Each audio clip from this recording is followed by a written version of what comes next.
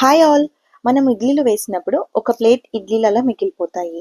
ఏం చేయాలా అనుకుంటాము. అప్పుడు మనం ఇట్లా మిగిలిన ఇడ్లీలతోని పులిహోర చేస్తే ఈవినింగ్ స్నాక్ లాగా చాలా ఇష్టంగా తింటారు. లేట్ చేయకుండా దీని ప్రాసెస్లోకి వెళ్ళిపోదాం. ఫస్ట్ మనం ఇడ్లీలన్నిటిని పొడి పొడిగా చేసుకోవాలి. ఒకవేళ మీకు పొడి పొడిగా రాకపోతే ఒక 10 మినిట్స్ దాన్ని ఫ్రీజర్లో పెట్టి తీయండి, అది పొడి పొడిగా వస్తుంది.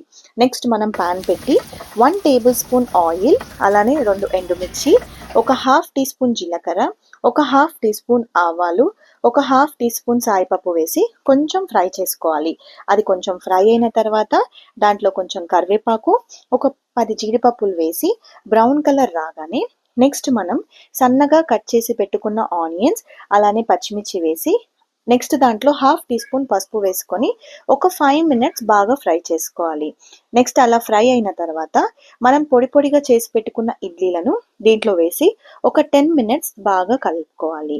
ఈ టైంలో మీకు ఒకవేళ సాల్ట్ ఏమైనా తక్కువ అనిపిస్తే ఒక హాఫ్ టీ స్పూన్ సాల్ట్, ఒక హాఫ్ లెమన్ స్క్వీజ్ చేసుకొని ఒక 10 మినిట్స్ దాన్ని బాగా కలుపుకోవాలి. ఇలా ఫ్రై అయిన తర్వాత దీన్ని మీరు హాట్గా సర్వ్ చేసుకొని తింటే చాలా టేస్టీగా ఉంటుంది. ఇలాంటి ఫుడ్ రెసిపీస్ కోసం నా ఛానల్ని ఒకసారి విజిట్ చేయండి.